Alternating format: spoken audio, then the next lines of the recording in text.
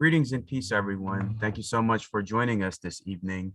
Tonight, we have the honor and privilege of being joined by my beloved Murshid and our Sheikh Wahid Azal from the Fatimiyya Sufi order. So tonight, in our series of educational dialogues and lectures we have been doing, tonight's going to be part 9. And part 9 is basically going to focus on the Bayān, the teachings of the Bab, and what these things that we're seeing where everything has kind of been whitewashed in terms of the Bab and the Bayān and the true teachings of what our Fatimiyya Tariqa teaches us. So Sheikh Wahid Azal is taking this initiative, and we're honored to have him as always to teach us the truth about the Bab, about the Bayān, about these different teachings of divinity that have been there, and why these symbols and these teachings have been kind of anglicized in many ways. So without further ado, Nur alaikum to our beloved Sheikh. Alaikum Nur, and it's an honor once again to be with you.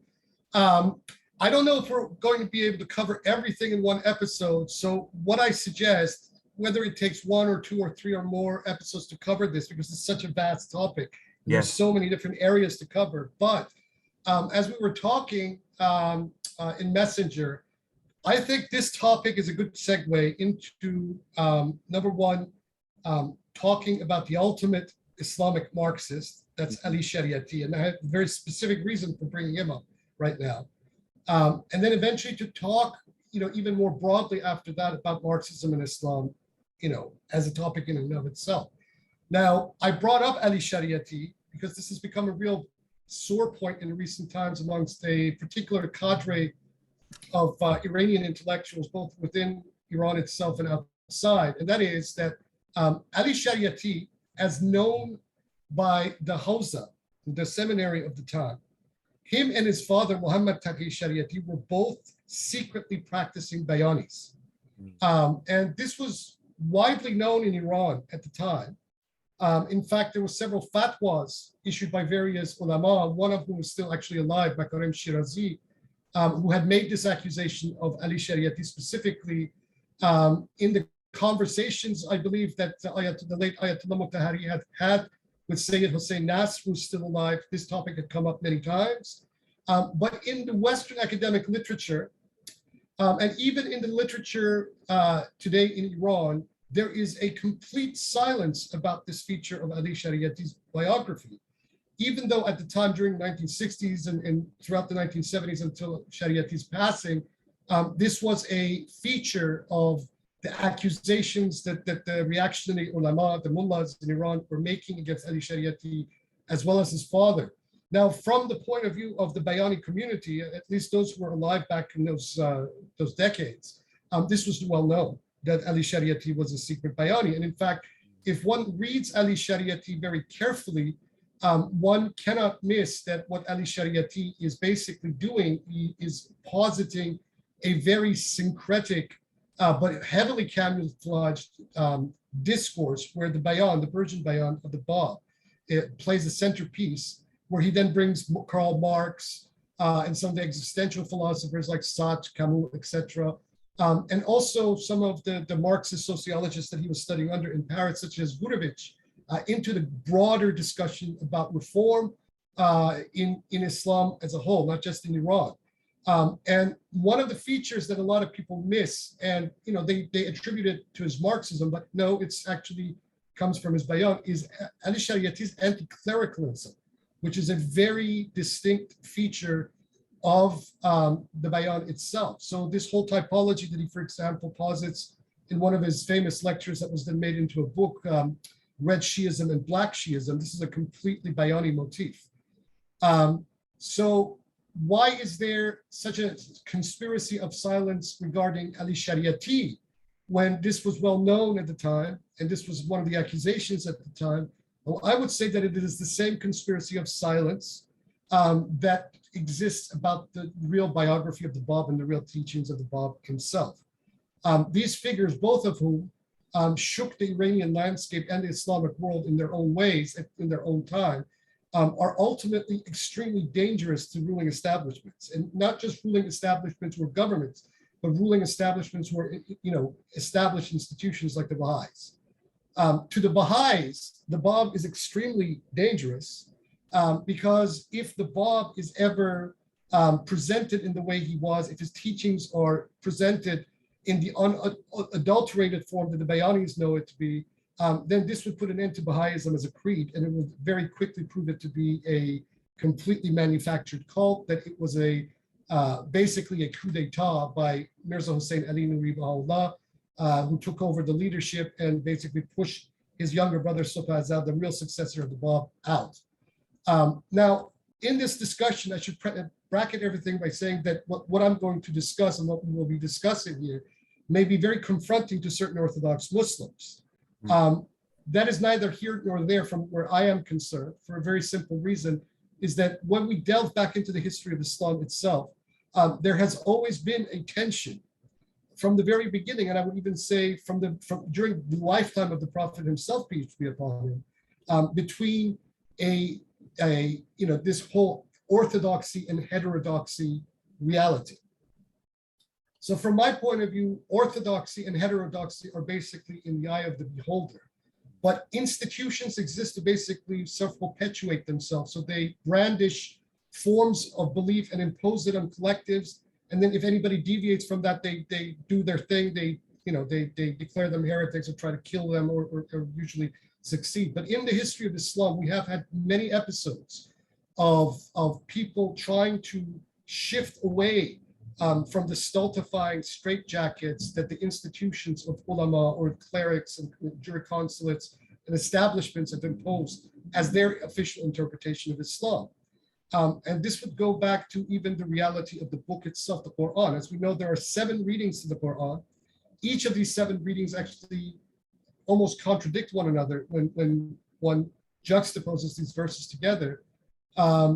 The reading of the Quran that is very prevalent in the Shia world, that is believed to have been transmitted by Ali alayhi salam, is the Hafs transmission of the Quran. And if the Hafs is ever read with some of the official readings of the Quran that the Saudis, for example, publish in the Quran, then this would quickly establish. One example of this, of how these readings differ from one another, is about the verse placements. This is one of the very small examples. For example, Shiites believe that the Bismillahir Rahmanir Rahim is itself a verse, not to be replicated by another verse, whereas many of the way that the standard Quran is now standardized, the Bismillah stands on its own as not even a verse, right? So the benediction of each verse is not even a verse, or sometimes they join it to the disconnected letters and then begin the surah, etc. All of these examples can be multiplied. But with the Bāb, we're in the presence of, in my opinion, of one of the most important figures of the last 1400 years of Islamic history for a variety of reasons. Number one is that in the Bāb, we find a synthesis of all the various esoteric and mystical trends up to that point. So for example, we find the Sufism, theosophical Sufism of Ibn Arabi. We find the Batini teachings of the Ismailis. We find the lettrism of a movement such as the Hurufis, which was very analogous to Bābism only 300 years before. And we find many of these trends synthesized into a single point, which is in itself, the point is a very important symbol within the Bayān. So where to begin to present the Bāb, or as the Bayanis know him, the primal point, Nuqtat al-Ula, to the Muslim world? How do we represent the Bāb to the Muslim world so that at least Muslim intellectuals, those who are not biased by the ideologies of either the Hawza or the Salafism or that of the Shiite clerics, etc., how can we present the Bāb to the Muslim world? Because the message that the Bāb brought over 150, 60 years ago is still relevant, and it has a lot to teach the Muslim world and also the world at large. One of which is that in the Bayān, as Matt brought up in that first podcast that you made with him, one of the very central teachings of the Arabic and Persian Bayān, and this occurs in the 11th gate or the 11th subsection of the 9th chapter or unity of the Bayān, where the Bāb commands that the 4 elements, air, fire, water, and earth, neither be sold or bought. In essence, he is proposing a political economy or an economic system that is beyond even Marxism in many ways, because it is, on the one hand, it resonates with native and indigenous and shamanic political economies, where the elements that are created by the spirit are free to everyone. They are granted, they're the gifts of the spirit.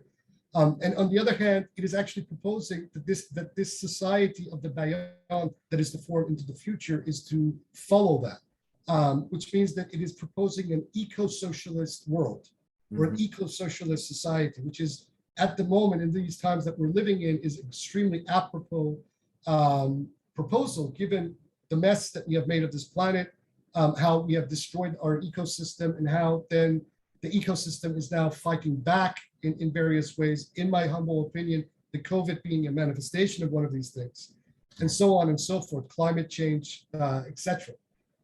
So the Bab has many proverbial tricks up his sleeves to tell us. Unfortunately, the Bahā'ís, over these last 150 years, have gone out of their way to basically sanitize, whitewash, and conceal this stuff, basically to self-perpetuate themselves. Because, like I said, if the Bab is known, if his teachings are known, it will be very quickly recognized that it is beyond anything that the Bahā'ís have proposed. And also, it will quickly reveal that whereas the Bab and his creed is coming from the perspective of the left, and is anti-imperialist ultimately, the Bahā'ís are the opposite. They are proponents of capitalism and the imperialism of the West, etc. And even though they claim this legacy, they are deadly afraid of it at the same time, which is the reason why they will not publish the works of the Bab in their possession. And it is only a very small cadre of their scholars that are allowed to write and publish on the topic. And even when they do, these cadre of their scholars, people such as Stephen Lambden or Todd Lawson or Abbas Amonat, Armin Ashravi, etc., they are only allowed to say so much, and also they also are forced every time when they're writing about these subjects to bring it back to the official orthodoxy of the Baha'i creed itself, right? Rather than discuss and unpack and analyze these teachings and these historical realities from the perspective that it needs to be unpacked from. So this is one of the problems. Now, the Baha'is are a very powerful organization with deep pockets, with both the Zionists and the West behind them to the hilt. So what I am fighting for, and what I have devoted basically my whole life to, is to snatch the Bab back from the Baha'is on all levels. Beginning actually from the very issue of where the Bab is actually buried. Now, the Baha'is claim, for example, that the Bab is presently, the last remains of the primal point are buried in Haifa on Mount Carmel, in that shrine that they've built. The Bayanis, and myself included, we beg to differ. We don't believe that the final remains of the Bab are actually there. I actually make this challenge. There needs to be a forensic analysis of whatever they claim they have interred in that shrine. Mm-hmm.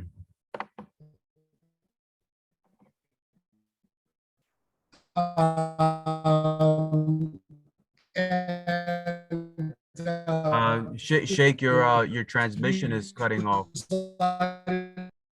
Do you hear me? Yeah, I hear you. Okay, yeah, it started interfering as soon as you talked about Haifa, Israel. See, for the people that are listening, this isn't a cult war. Sheikh Wahid Azal is right. This isn't a cult war we're in. As soon as you hit those sensitive points, the interference comes in. And all the links that Sheikh has provided me and to support this podcast will be in the description. So please take heed to the information that he's teaching you about the Bab, the primordial point, the true teachings of the Bayān, and follow up on all the links that he's teaching you, and share that with all the Muslim Ummah. If you're a Muslim, share with everyone. If you're of any other group, the truth is the truth, and it always comes to light as we're doing tonight. Please. So as I was saying, we don't believe that the Bab is actually, the final remains of the Bab are actually on Mount Carmel in Haifa, Israel. The Israelis have no interest in finding out one way or another, because this is all tourism shekels to them, and we're talking about, I think it's about $300-400 million a year in just tourism money that comes from people visiting this complex that the Baha'is have built on Mount Carmel. So it will take a while, probably not in my lifetime, until we get to the bottom of this, but we are convinced that the Bab is not buried there. So whatever this is that they have built on Mount Carmel is actually a cenotaph and not a shrine. But who was the Bab? So let's go back to the beginning. Let's go back to who was the Bab. The Bab represents basically, as I was saying, the culmination of a lot of different trends of Islamic history. If you want to take it from the theological point of view, he is the culmination of the Shiite expectation, or the 12-er Shiite Gnostic and esoteric expectation of the manifestation of the 12th Imam, right? And I'm very, I have to be very explicit in saying the esoteric and the Gnostic, because if you take these narratives literally, then, you're expecting these literal apocalyptic events, to follow the exact narrative of their prophecies, which never happen. These things never happen exactly. No prophecy ever unfolds exactly as the narrative of the prophecy foretells, because prophecies are in themselves symbols that need to be unpacked. But from the point of view of symbology, or Gnostic or esoteric symbology, in the last 1400 years, no single figure who has claimed to be the Imam has come as close as the Bab came to that claim. Now, the Bab didn't originally make this claim explicit. His claim followed the trajectory. And the trajectory of the claim begins with the publication of his commentary on the Surah of Joseph, known as the Qayyum al-Asma. Now, this in itself is a very important, just the title of the work itself, Qayyum al-Asma, the peerless or self-subsistent names, as a commentary on the Surah of Joseph, the 12th Surah of the Quran. Now, where the Shaykhi school that the Bab came out of it, which was a esoteric Shiite school that itself became quite controversial to the establishment clergy of the time, their entire focus in the latter part of the lifetime of their second leader, Sayyid Kazim Rashdi, was on the esoteric motif of Joseph as being a symbol of the coming Imam. So Yusuf, the prophet of the Quran, the prophet of the Bible, is the symbol, what stands in as the Imam to manifest. So according to some accounts, one of the things that Sheikh Ahmad al-Ahsa'i, the founder of the Shaykhi school, had told his disciples, that the Imam of the time would reveal himself by commentary on the Surah of Joseph. And so on the night of May 23rd, 1844, when a mid-ranking young cleric by the name of Mullah Hussein Bushru'i had come to Shiraz and been invited to the home of Seyyèd Ali Mohammed Shirazi, the Bab, as the Bab started to bring this young Mullah Hussein into the world of his claim, this Mullah asked the Bab, to fulfill this prophecy of Sheikh Ahmad Ahsa'i, and the Bab began his commentary on the Surah of Yusuf. Now, this is not a normal commentary on the Quran. It's not a normal tafsir, because it doesn't follow any of the conventions of how a tafsir of the Quran is ever written. In essence, what the Bab does is that he is basically revealing a Quran of his own. So what we have in the Qayyum al-Asma, the commentary of the Surah of Joseph, Tafsir Surah of Yusuf, is a veritable Quran. It has the same language, same sonorism, same elliptical styles, same symbols, but on a higher octave, as the Quran does. And in this commentary, just as the angel Gabriel acts as the mediator between God and the messenger Muhammad, in this particular commentary, it is the hidden Imam Muhammad ibn Hasan al-Askari who acts as the mediator between God and his gate, who is Seyyed Ali Mohammed Shirazi. So the alter ego, just like the alter ego of the Prophet of Islam is Gabriel in the Quran, in this commentary on the Surah of Yusuf, it is the hidden Imam Muhammad ibn Hasan al-Askari. Now, the title Bab itself is a very elusive title, because in the Shiite Hadith, we find that the title Bab, or gate or threshold, is itself used by the Imams themselves.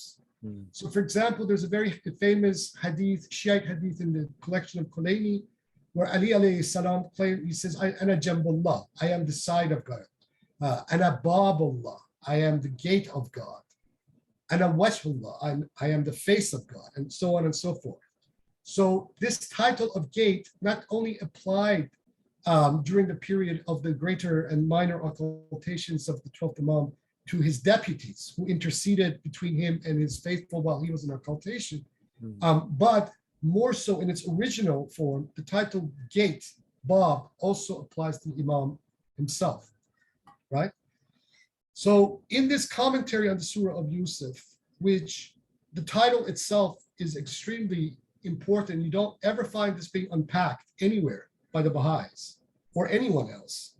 The title is Sayf Qayyimul Asma, when we put it to the science of letters, the Ilm of Jaf, gives us, if we do it in two ways, if we count the Hamza after Asma as an Aleph, then we derive the number 290, which is equivalent to Fatir. Fatir being one of the names of creator, or from the point of esoteric Shiism, the creatrix, which is the title applied to Fatima, alayhi salam. And this figure of Fatima also looms all over the text of this commentary on the Surah of Joseph. So this is one of the reasons why we are called the Fatimiyya, precisely for that very reason.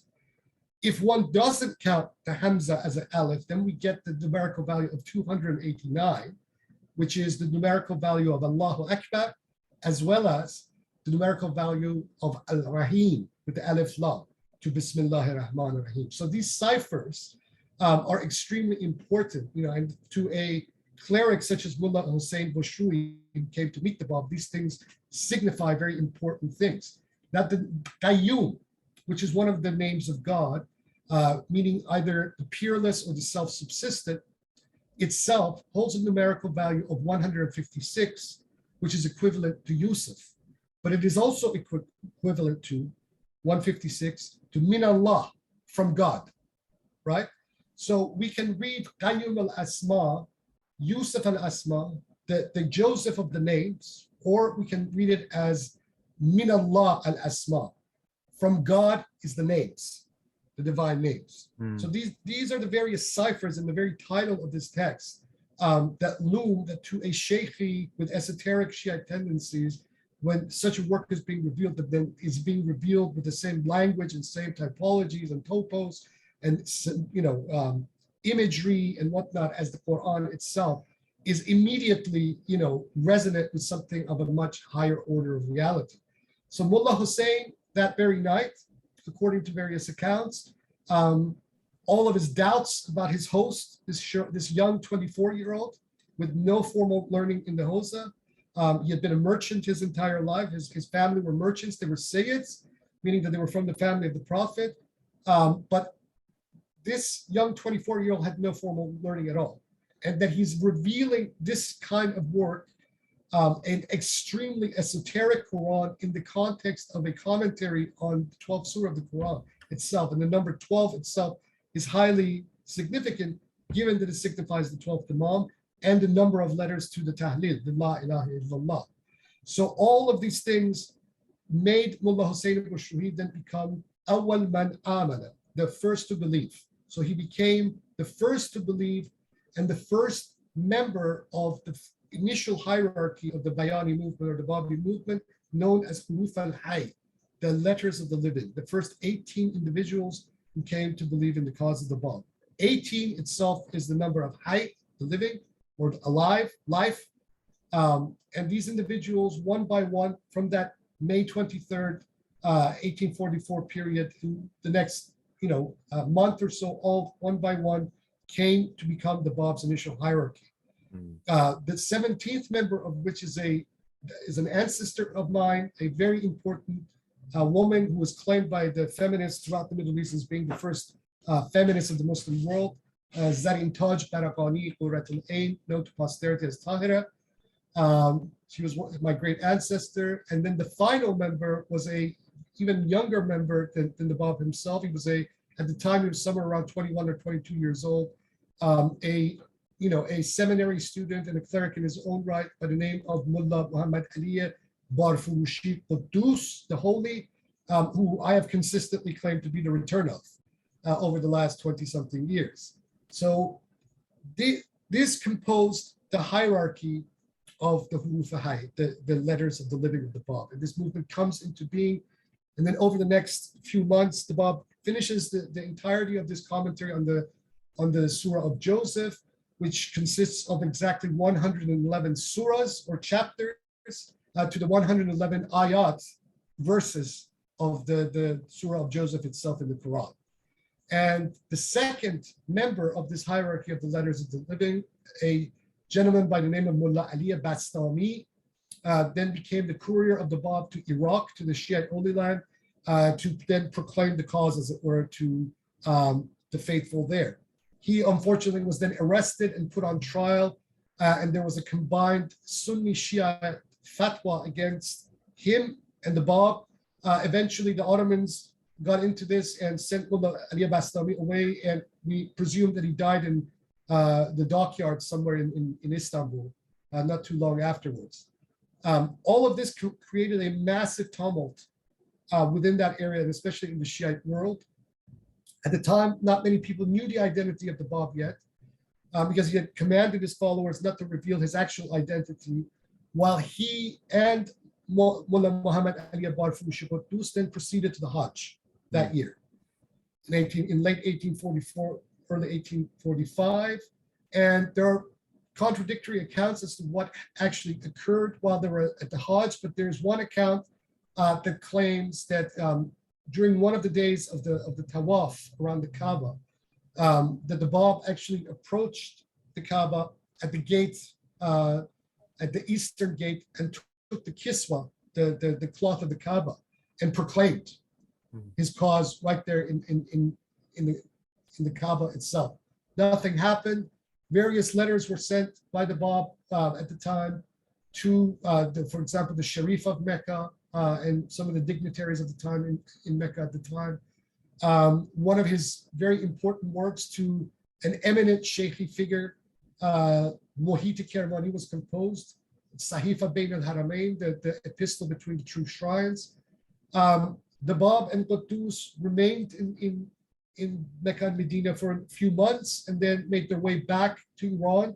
Once they returned to Iran in the port city of Bushehr, the Bab was arrested, because by this time the Iranian authorities had figured out his identity, and then escorted him back to Shiraz. He and Quddus were separated pretty much permanently from that point onwards, and the Bab was placed under house arrest for the remainder of that year, until a cholera epidemic in Shiraz, in the Fars province, basically forced the Bab to flee Shiraz and seek refuge under the patronage of the governor of Isfahan at the time, Manucher Khan Motamad Dole, an aging Georgian governor who became quite enamored with the Bab and decided to protect the Bab, to the opposition of the clergy of Isfahan at the time. But Manucher Khan was in the twilight of his life, so after about 6 or 7, 8 months, he dies, and the Bab loses all protection. And the Iranian government was very weary of him, because this movement of his was growing by the day. And lots of people were coming into it. By the same token, the establishment, the clerical establishment, mostly, was also stamping this movement down where it could. One of its members, one of the Bābis in Shiraz during the time, as the Bab was being escorted back to Shiraz, had actually gone to the pulpit during the call of prayer and had inserted the name of the Bab in the call to prayer itself. And he had been arrested and beaten half to death, and his nose and ears had been cut off. So we had all of this happening. And this was around 1845. After the death of Manucher Khan, Motamad Dole, the Bab tries to make his way to Tehran to seek an audience with the king, Muhammad Shaykh al-Jar, because it looked like the king, Muhammad Shaykh al-Jar, was interested in at least meeting this claimant. But his prime minister at the time, Haji Mīrzā Abbasi, realized the danger of this to his own position, and so ordered the Bab arrested under royal escort and redirected north to this town near the Russian border by the name of Baku. And it was there in the town of Baku where the Bab started to make his claims more explicit, where the Arabic and Persian Bayāns were composed, where numerous epistles and other works were written at the time. All of this started gaining momentum. Meanwhile, in Iraq, Tahira Qurat al-Ain, who by this time was being recognized as being the return of Fatima by the Babis, became pretty much the radical leader of the Babi faction in Iraq. The people who congregated around her were subsequently known as the Quratia, and they composed the more radical elements of the Babi movement, all encouraged by the Bab himself. She was eventually banished from Iraq as well, under arrest, back and escorted back to her hometown of Qazvin, to her family home. She hailed from a very eminent clerical family, the Baraqanis. The Baraqanis held two very eminent clerics at the time. One was Muhammad Taqi Baraqani, who was the man actually responsible for the takfir against Sheikh Ahmad Ahsa'i only 20 years previously. And then her own father, Mullah Saleh Baraqani, who is the author of one of the most extensive hadith-based esoteric commentaries on the Quran that we have in position, which is, I think it's over 120, 30 volumes in manuscript at the moment. So Qurat herself was quite a mover and shaker, but her uncle, Muhammad Taqi, who was also her father-in-law, was quite a bigot and would not rest without denouncing the Sheikhis and the Babis in the most vituperative language on a daily basis from the pulpit. Eventually, these denunciations from the pulpit by Muhammad Taqi forced the hand of one of the Sheikhis in Qazvin who assassinated him. And immediately all eyes fell on Qurat al-Ain and the Babis. So she was then put even under further house arrest, but managed to escape around the early summer of 1848, where the Bab had called his disciples to a conference in a little hamlet in Mazandaran known as Badasht. And Badasht is a very important event. This occurred in the summer of 1848. This is exactly the same period in Europe where we have the summer revolutions occurring, where the overthrow of Napoleon III occurs. We have revolutions everywhere, all over Europe, and the left is gaining momentum. It is the period where Karl Marx and Engels have composed the Communist Manifesto. Same thing is happening in Iran, but in a different form, with a religious contour, with the Babi revolution that is occurring. Mm-hmm. And at this gathering at Badasht, the eminent leaders assembled, the most eminent of whom was Qurat al-Ain. She was the literal mover and shaker of this event, and where they proclaimed basically the end of the exoteric period. So they did exactly the same sort of thing at this conference that the Nizari Ismailis had committed in 1164, where their Imam at the time, Hassan II, ala Zakri Salam, had proclaimed the end of the age of the externals, the end of the Sharia, and the revelation of the age of the esoteric truth. And the Babis did exactly the same thing in the hamlet of Badasht. So I have dubbed this event of Badasht as being the Babi dramaturgy of Alamut, because it mirrors exactly the same thing that happened there. So you see these very interesting resonances between the activities of the Ismailis only 800-900 years before and what the Babis were up to now in the 19th century in Iran. And they proclaim basically their independence from the stultifying, fit, straitjacket Sharia of the mullahs. And during this time, as I said, the Persian and Arabic Bayāns are revealed. So, for example, the Bab in these texts proclaims the abrogation, for example, of the Salat. He proclaims the abrogation of the Islamic calendar and replaces all of these with different things. So instead of the 12-month calendar that we have, usually what is replaced is a 19-month calendar, which is based on the Dua as-Sahar of the fifth Imam Muhammad al-Baqir. So all the attributes of this dawn prayer that many Shiite Muslims recite every year during the month of Ramadan, this prayer becomes the basis of the new calendar of the Bayan. And instead of the movements of the Salat, What the Bayanis are encouraged from that point onwards is to do zikr instead. So each day of these 19 days of the Bayani month each have their own attributes, divine attributes. So the Bayanis recite each of these names on each day of the month. So zikr replaces the salah. Now I have, if anybody who has read the Fatimiyya documents, that I have brought back a Fatimiyya salat with the same movements that we have in the regular Islamic salat. But all of this was abrogated in the Bayan by the Bāb. Now, when we talk about the Bayan as being post-Islamic, we have to be very, very precise in what we say and what we mean by post-Islamic, because a lot of people seem to get the wrong idea of what post-Islamic means. Just as postmodernism is not necessarily a rupture and a break from modernity, post-Islamic is not a rupture from Islam. And this is where the Bahā'ís have completely gone off the rails when they talk about the post-Islamic nature of their creed. Because what the Bayan represents in every conceivable form is a reconfiguration of Islam based on Islamic motifs. So it is as if the Bāb was recreating Islam in a new form, right? And this is all that happened before. It wasn't the first time this has happened, but with the creed of the Bāb,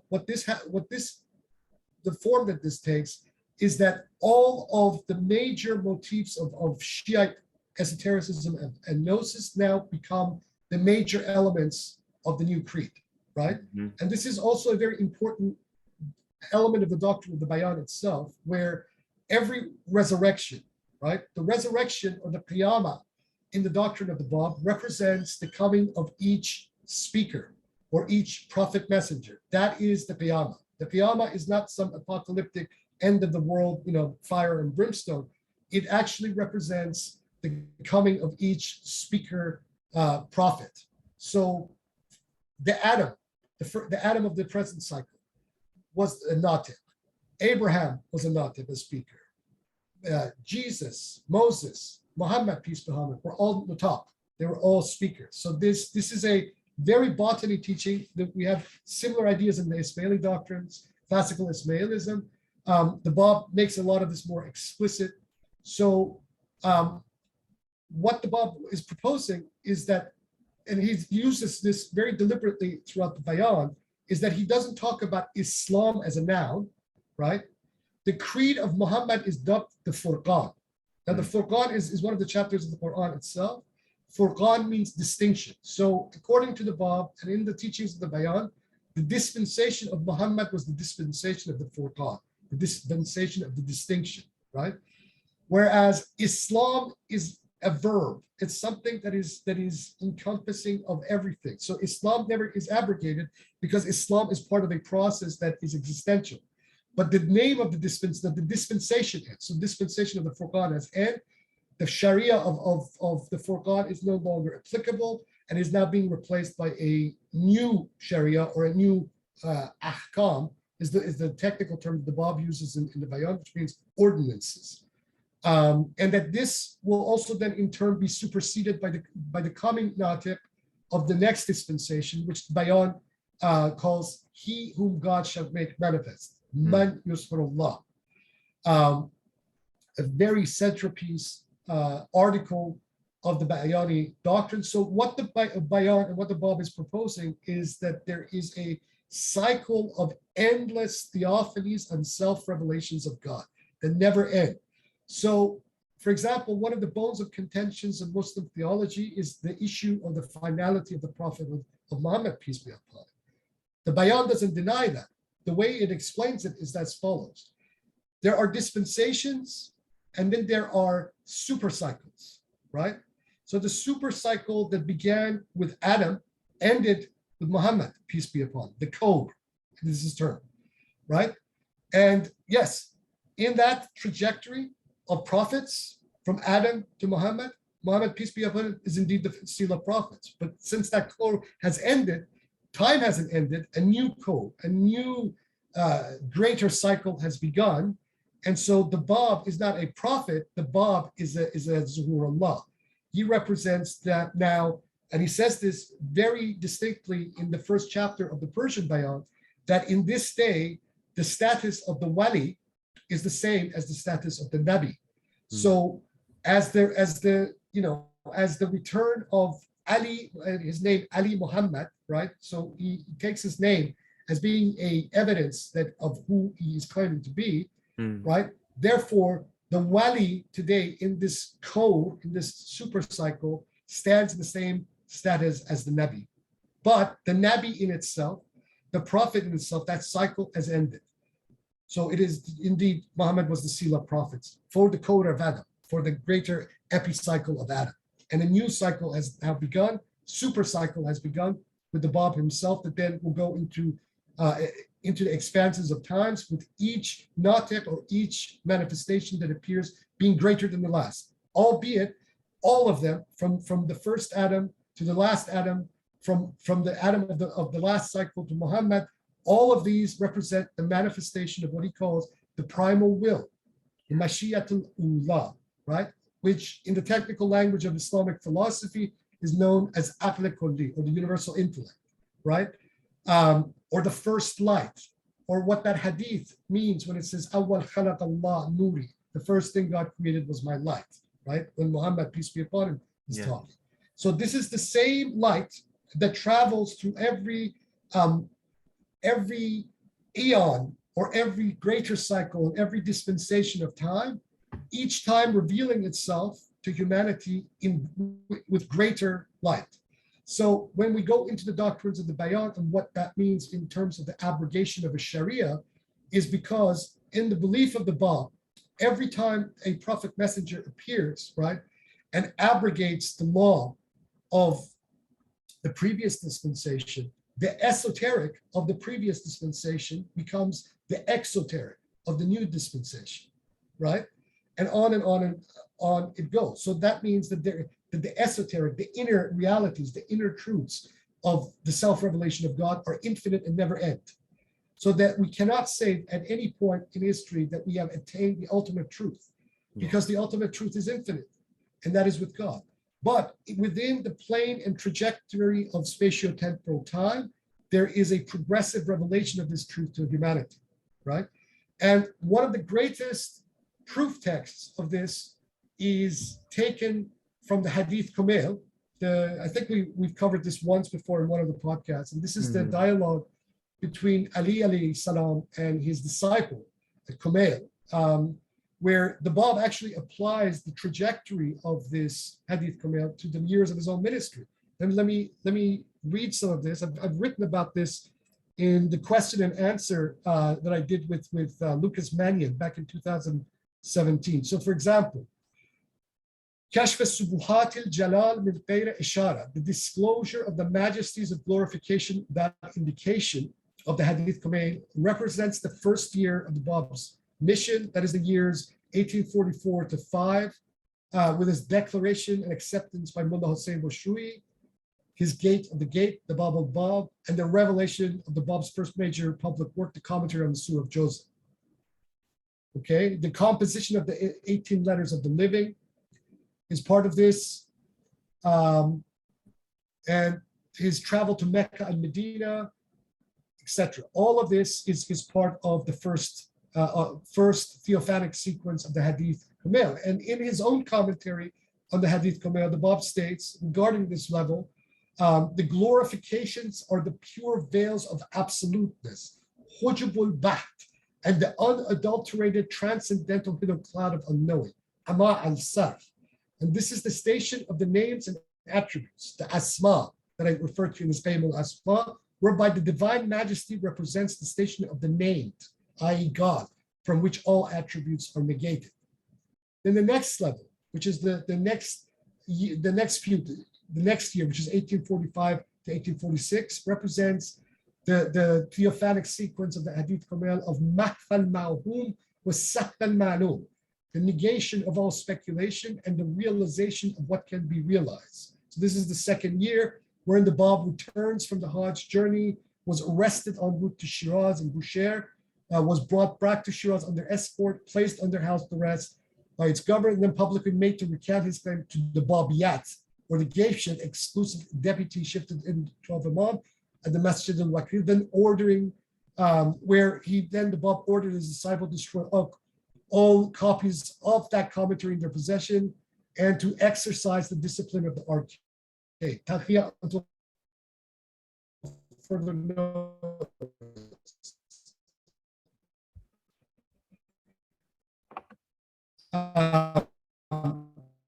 Sheikh, the transmission is cutting again. And in this commentary, The transmission is. in this commentary, what this station of Mahfal Mawhum Safal Ma'lum, negation of all speculation. Are we good? Yeah, we're good. It interfered again. Please repeat the last 15 seconds what you were saying. Okay, this second stanza, right? The second theophanic sequence of the Hadith Kumail, which is the second year, right?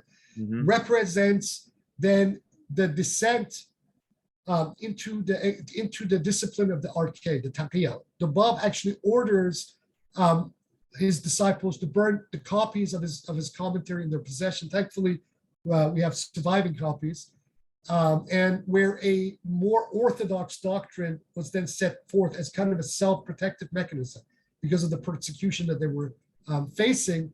In this sequence, in his commentary of the Hadith Kumail, the Bab states, the negation of all speculation denotes the glorifications as subuhat and the realization of what can be realized as the divine majesty, al-jalal. And this is the singular reality, al-haqiqa al-wahida, with its expressed locutions occurring instead within the world of multiplicity, right? So this is the realm where the veil has been lifted and then the veil comes back again. So, people have had a sneak peek into the reality of the light and it has dazzled them and it's scandalized them. So in that second year, the veil comes back again. Then we move into the third sequence of the Hadith Kumail, or the third theophanic sequence, the Hatak al-Sitr li-Qulbat al-Sir, the nullificative annihilation of the secret by the victorious rending of the veil off the mystery of the secret.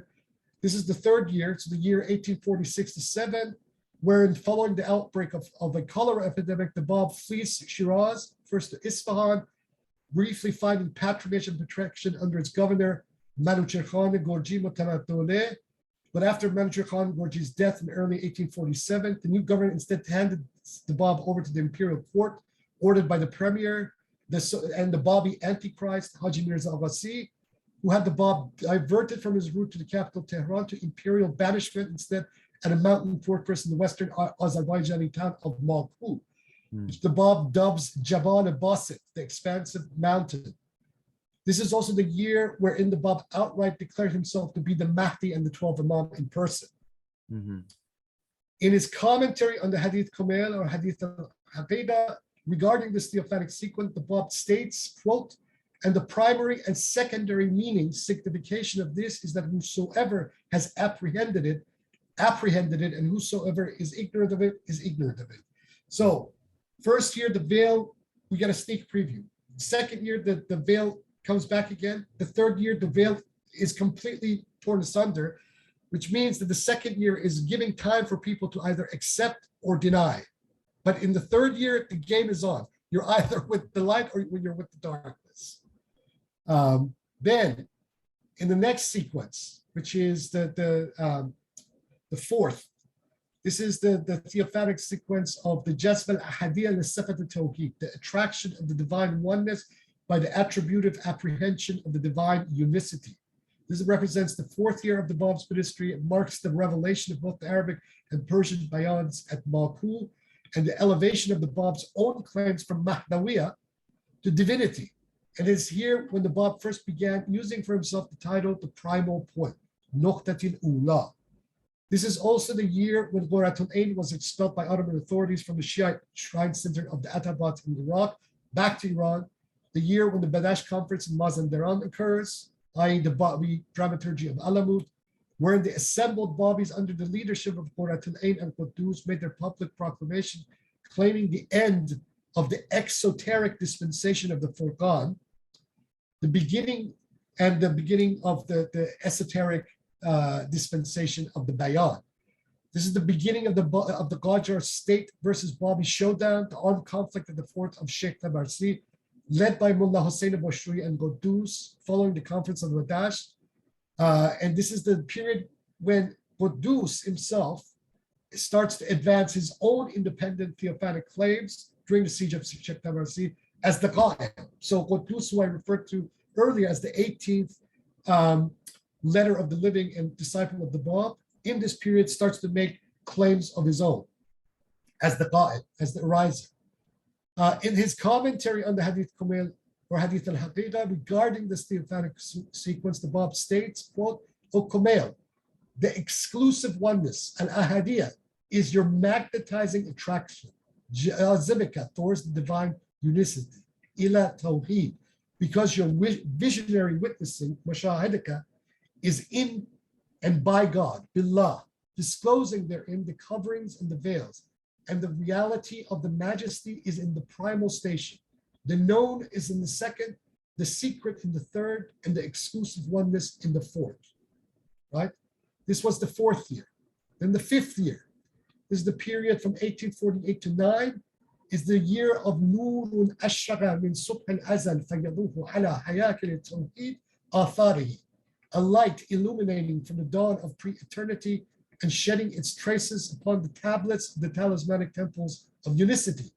This represents the fifth year, wherein occurs the Bāb's trial in Tabriz. This is the trial that was held between the ulama and then the crown prince, Nasruddin Mirza, where they basically brought him to a kangaroo trial and mocked him, and then, beat him, and then sent him back to, this time to Shahriat. His title in Tabriz and Russian diplomatic insistence to the central government of Tehran, and his banishment from Baku to the mountainous prison fortress in the remote part of northwestern Azerbaijan known as Shahriat, which the Bāb dubbed as the Jabal al-Shadid. In this year, the Babi insurrection, and siege at the fort of Sheikh Tabarsi is brutally suppressed by Qajar government troops, with the majority of its participants, including its two leaders, Mullah Hussein al-Bashri and Quddus, massacred. Most significantly in this year, following the death of Quddus, and in order to console the believers, as Haji Mīrzā Jani Kashani puts it in his Tafsir al-Kaf, was the appearance or the theophanic manifestation, zuhur, of Mīrzā Yaḥyā Nūrī Ṣubḥ-i-Azal, the dawn of pre-eternity, who at the time would have been about 18 or 17 years old. And his appointment as the Bāb's mirror, Marat, and Vicar, Wasi. In his commentary on the Hadith Kumail regarding this theophanic sequence, the Bāb states, quote, his, namely Ali's intention, upon him be peace, is that he, Kumail, apprehend the appearance or elucidation, Bayān, of the stations of theophanic manifestation, zuhur, of the divine activity, al-fil, and its traces.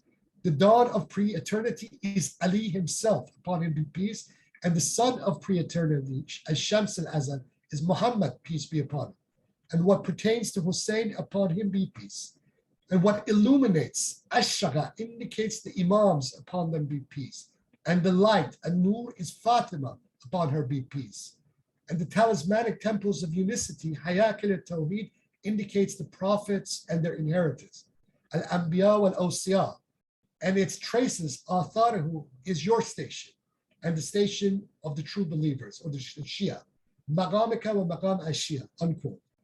In his 7 proofs, Dala'il al-Saba, the Bāb there corresponds to specific theophanic sequence to the 5th verse of Imam Muhammad al-Baqir's Dua al-Sahar, the dawn prayer, also known as Dua al-Baha, wherein the attribute of light is specifically invoked. And here he says it relates to the Prince of Martyrs. So the Nur, the attribute Nur, refers to, say, the Shuhada, namely Hussein alayhi salam. Now Hussein, the name Hussein, in abjad numerology holds a numerical value of 128, which then when multiplied by itself, that is 128 times 2 equals 256, which is the numerical value of Nur, light. In the paragraph just above it in the 7 proofs, the Bāb relates the 5th theophanic sequence of the Hadith Kumail, Hadith al-Haqiqah, to the 5th year of his ministry, which at the time of writing the 7 proofs had not yet occurred. It is generally presumed that the 7 proofs was composed somewhat around the latter part of the 4th year. Here he tells the recipient of this treatise that if he, i.e. the Bab's addressee, does not become perturbed or confused in the coming 5th year, he, the addressee, shall behold the light illuminating from the dawn of pre-eternity, which refers to Ṣubḥ-i-Azal, his successor. And the final theophanic sequence of the Hadith Kamil, فَأَتَفِ السِّرَاجِ فَقَدْ تَلَأَ الصُّبْحِ, extinguish the lamp, for the dawn had indeed arisen. This represents the 6th and final year of the Bab's ministry, which is from 1849 to 1850, and is marked by the rise and establishment of the vicegerentship or wilaya or mirrorhood, Maratia, of Ṣubḥ-i-Azal over the Babis, and the martyrdom or execution of the Bab himself by firing squad in Tabriz on July 8th, 1850. For some reason, the Bahā'ís have this as July 9th, but the date is when you look at it with the Islamic date, is actually July 8th.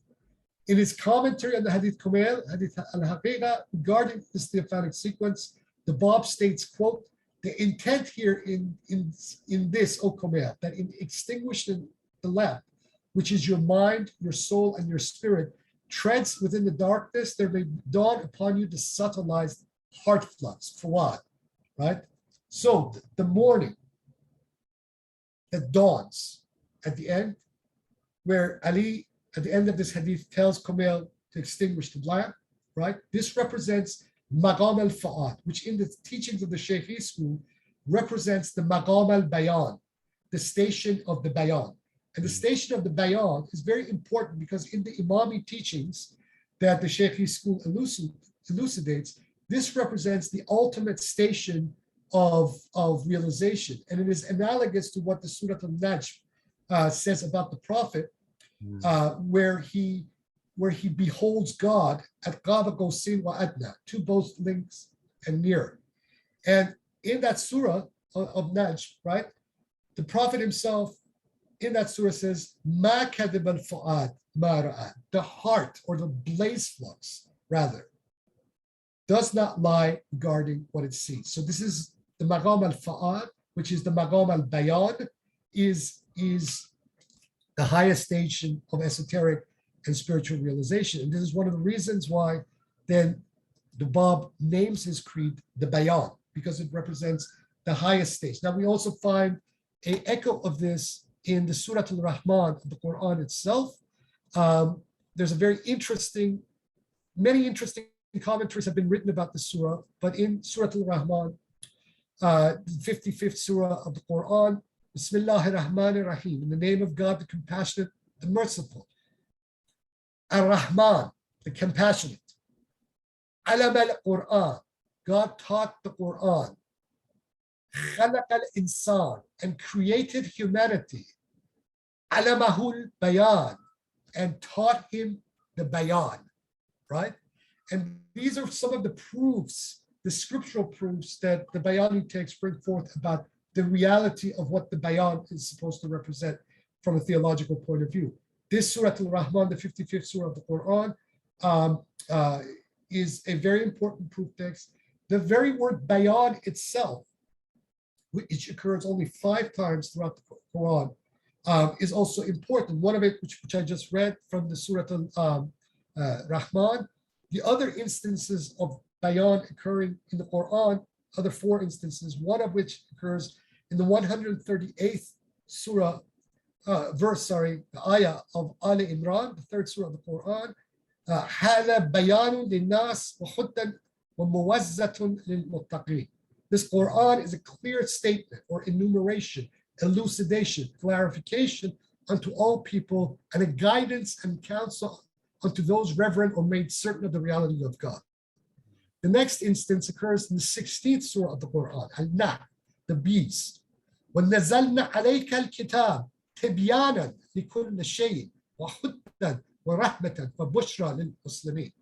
And we have sent down or revealed to you the book as a clear statement, enumeration, elucidation, clarification for all things, and as a guidance and mercy and glad tidings unto those who have submitted, for the Muslims, right? The next instance occurs in the 41st surah, Surah Al-Fussilat, and in its 53rd ayah, سَنُورِهِمْ آيَاتِنَا فِي آفَاقٍ وَفِي أَنفُسِهِمْ حَتَّى يَتَبَيَّنَ لَهُمْ إِنَّهُ الْحَقُّ.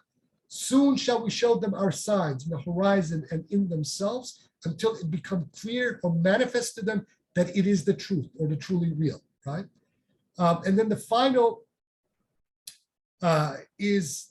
instance occurs in the 19th verse of the 75th surah of the Quran. ثُمَّ إِنَّ عَلَيْنَا بَيَانَهُ. And then, verily, to us is his manifestation or elucidation or clarification, etc., however you translate the word bayan. Now, it is very interesting that this word occurs 5 times in the Quran, because the number 5 is the numerical value of Bab. So these are some of the proofs that are brought that then become mechanism of scriptural interpretation within the Bayan itself. Oh, for that sake, I'm definitely awestruck, because as someone myself who also has Persian ancestry, I'm just fascinated, and I'm in awe of this great knowledge and light that you have provided all of us, because not too many people know the true esoteric teachings of the Bab and the Bayan, and how you tied it into Al-Islam, meaning it's all relatively one and the same. Like another surah that supports this is the last 2 verses of Surah Baqarah, which Yes. that we make no distinction between any messengers. So each eon has its own phase, like you pointed out. And this is a discussion I was having with one of my Sufi friends earlier. He's from the Qadiriya Tariqa, and he was telling me about the Muhammadan reality, that when that light was made, all the 240,000 prophets and everything, all the teachers that came, were all a manifestation of that same light. And Same one. it's the same exact thing. And that's what you pointed out about the Bayan and about the Bab, that many people said that you're going against Islam. I mean, this is in alignment with Islam. Those people, This is Islam. they don't It know. is Islam. It is They don't Islam. know. You pointed it out in a very beautiful and vivid manner, which I feel great listening to you. Alhamdulillah. Well, I mean, the knowledge is the Bab's, and all credit to him. And just let us not forget, he was a young man. He was only 24 years old. He was a child practically when all of this, that to have that kind of knowledge and then to inspire this many people. I mean, the numbers we will probably never know, but it is estimated that at least a third, if not more, of Iran during the years between 1844 and 1850, 1851 or so had converted or had become sympathizers of one form or another. One figure, although this figure has been disputed, is that during the years from 1848 to 1851, where the Babi insurrections happened, that about 20,000 Babis lost their lives at the hands of the state and clergy, who were determined to stamp them out. And from what we understand about from what the European chroniclers and diplomatic dispatches gave us, the brutality of the state and clergy against these Babis was on an unprecedented level.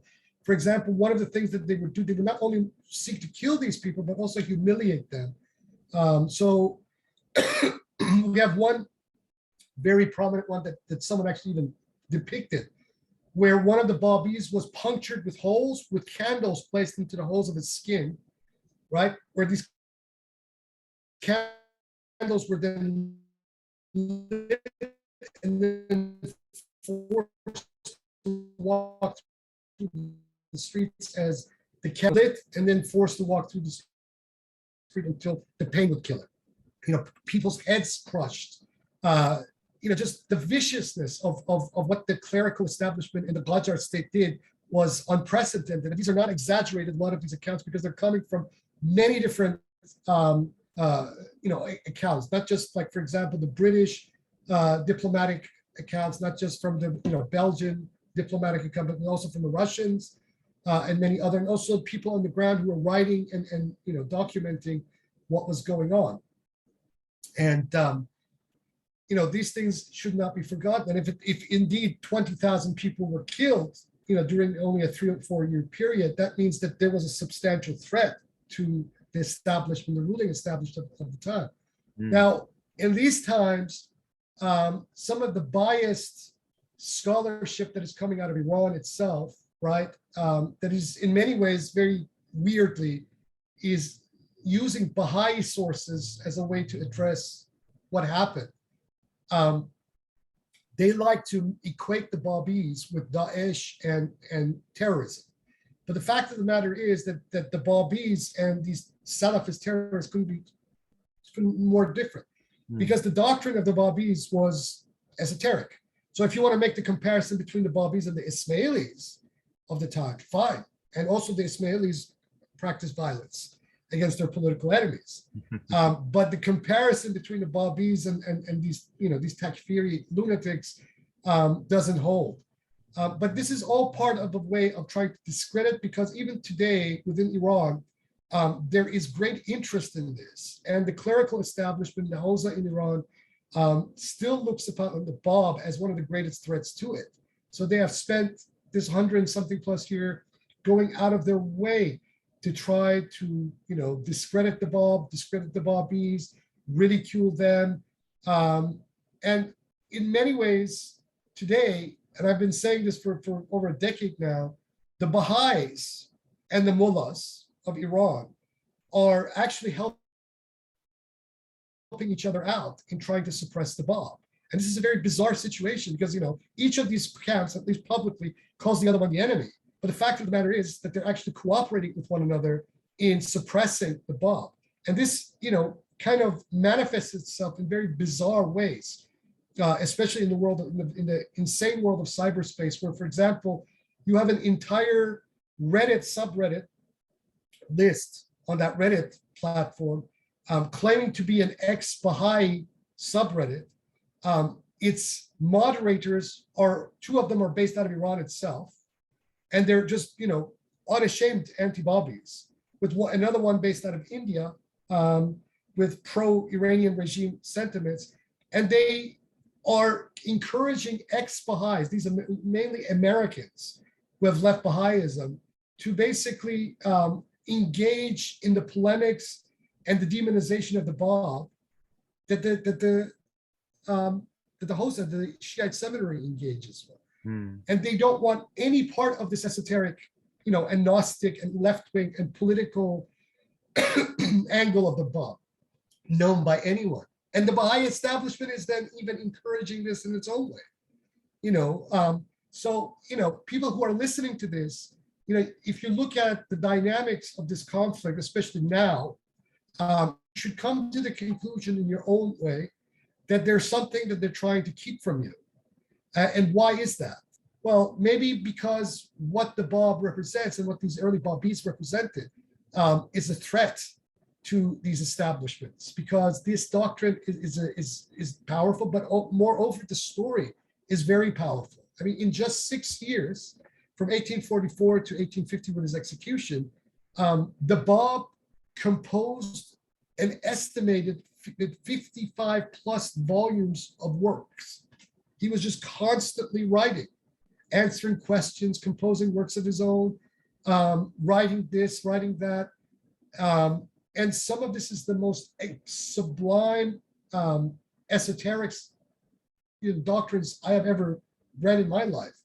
But also the stylism of this stuff is of a real, it's on a level, higher. I mean, I love Ibn Arabi. I love some of these, great Sufi mystics, whatnot. But the style that the Bab brings, it is as if the Quran has just basically ruptured out of its 2 pages, out of itself. The Quran has ruptured out of itself and is now articulating everything that preceded it.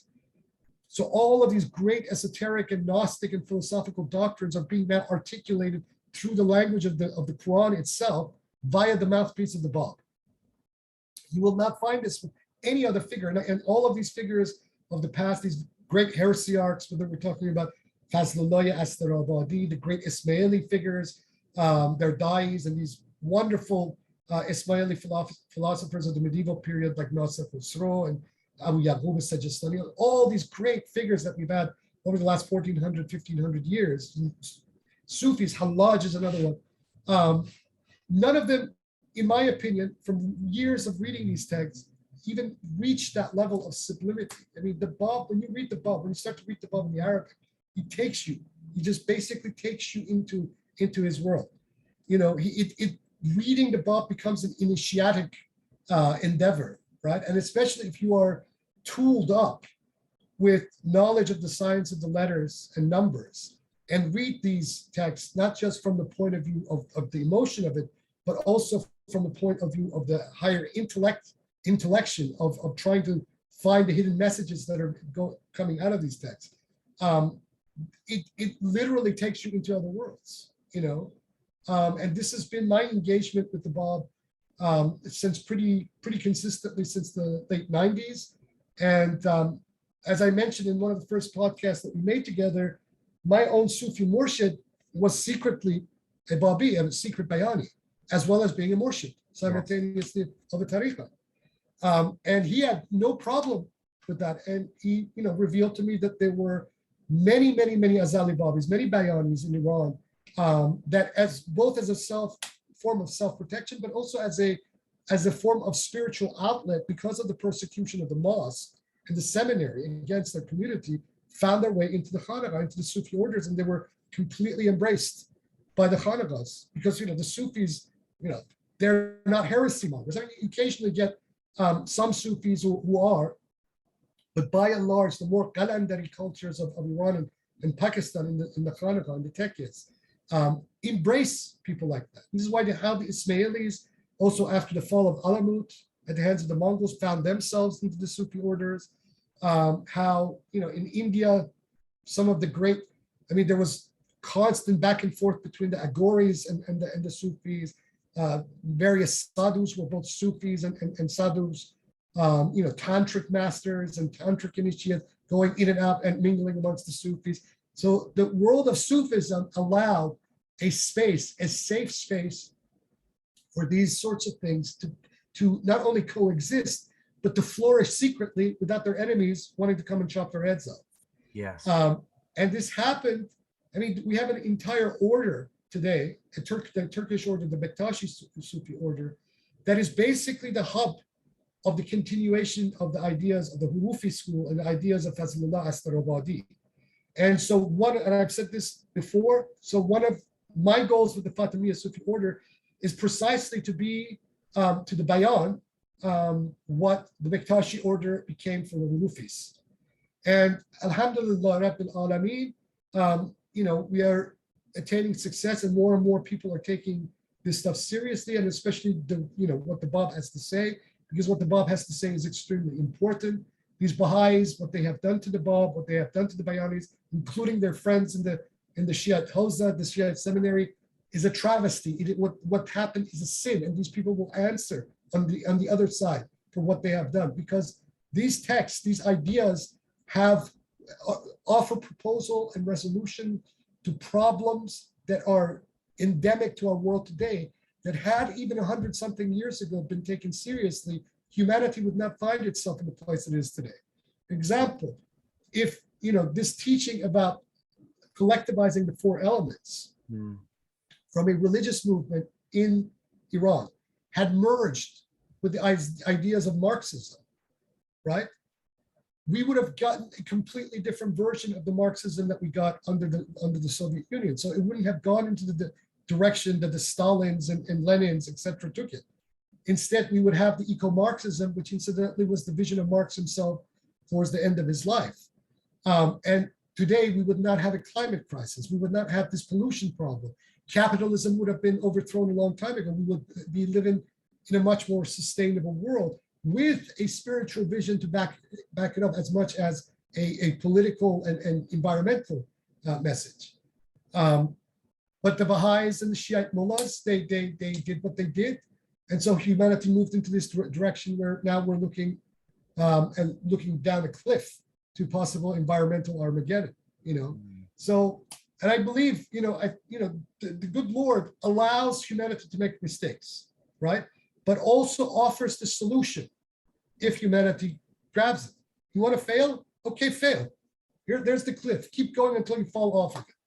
But there is a solution, and this is here. And just like in the teachings of alchemy, right? In the teachings of alchemy, it is said that the greatest secrets of all are kept in the lowliest of places, right? Right. So a movement of the 19th century, the millenarian chiliastic, very heterodox, almost, completely blasphemous to the establishment orthodoxy, has the solution today for what ails our humanity on the economic and political economic front and the environmental strategy. If we can create societies, sustainable societies where none of the four elements, which basically is inclusive of everything on this earth, are bought or sold, humanity can not only create that sustainable society, but then can make the leap beyond it into technologies that we have not even conceived yet, right?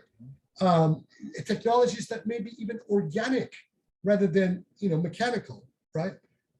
All of these, our own development has, in my opinion, been arrested as a species because of the interference of these Dajjali, whether from the side of the mullahs or from the side of the Bahā'ís, and similar in Western imperialism, let us not forget. Now, this all could have changed given the career of Dr. Ali Shariati that I referenced earlier, because Ali Shariati was not working towards what then unfolded as the Islamic revolution of Ayatollah Khomeini. What Ali Shariati was very careful and diligently working towards was actually a Bayāni revolution.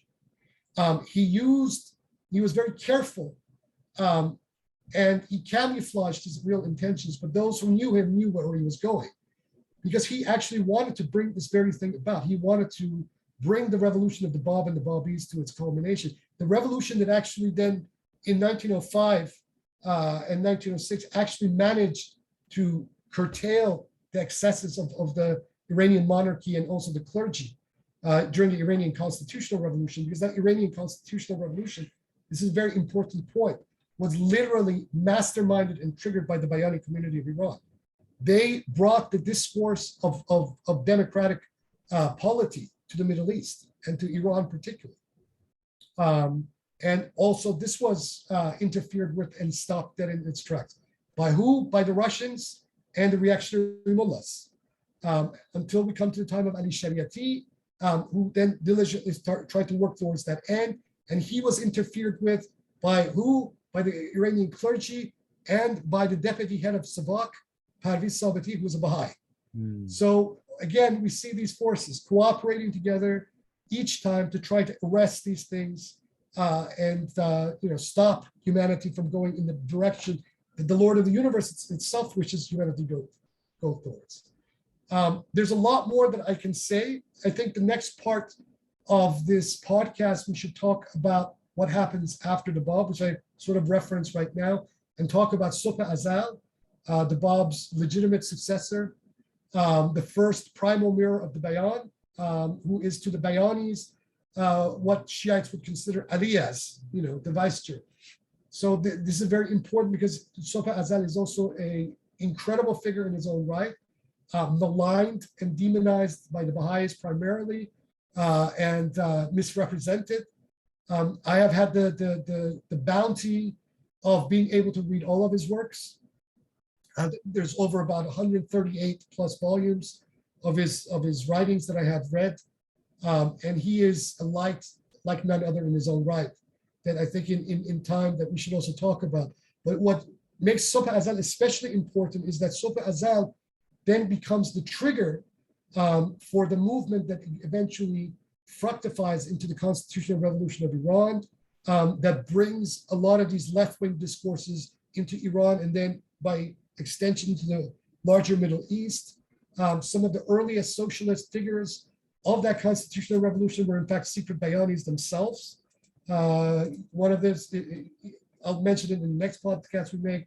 So this Islam and Marxism discourse and narrative and historiography cannot proceed without us talking about the Bayān and the Bābīs and the Bāb and Ṣubḥ-i-Azal and the believers of the Bayān. This has all been suppressed history, which was the title of the book by my friend Seyyed Nawawi, Tarikh al-Maktoum, Concealed History. But luckily there are now people such as my friend Seyyed Nawawi and others who are beginning to work in bringing forth these narratives out, revealing what really happened.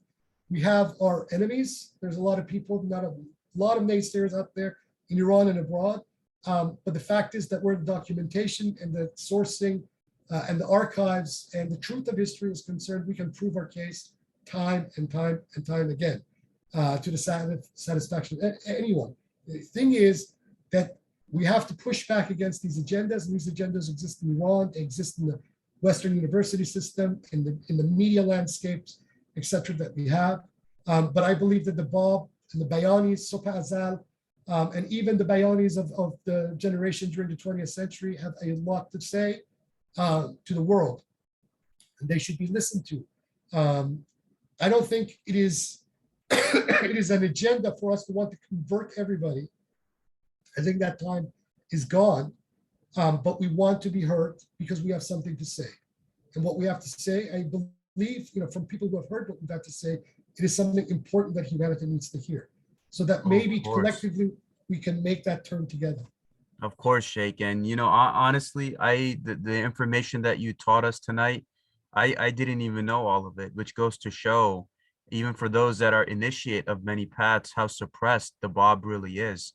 But in reality, Allah is the best of all planners. So as much as the enemy and these agents of chaos try to suppress the Bab and the Bayan, the truth eventually comes out to light. And that's the beauty of this of these podcasts that you have been doing. Is I have people that email me and they give so much praise to the knowledge that you have been providing, meaning you are turning hearts and minds to the right path and teaching them the truth. And it's basically it. Humanity has a choice, like you perfectly stated, is you're about to dive off of a cliff, but we will give you a choice of how you want to turn things around. And I think you have done such a beautiful and a spectacular job in doing this service for humanity in the way that you have, which goes to show why you have been such a threat to the powers that be. But eventually, the truth is the truth. The truth always comes out, no matter who or what tried to suppress the Bab and the Babis. We're still here. We're still doing our thing. And that's the beauty of going into the post-2020 world. And I agree with you absolutely that before we head off into Islamic Marxism, we do about the Bab and the Bayan, like you said. Then eventually we'll do the true successor of the Bab. So people have this context and this foundation is built before you even get into the Marxism and Islam and the commonalities. I mean, what you pointed out with the four elements and its spiritual, basically similarities with the Native Americans and the indigenous philosophies, it's all there, that this beautiful world has been given to you and all the resources God has given you. Make the best of it and do not harm yourself, each other, or the world.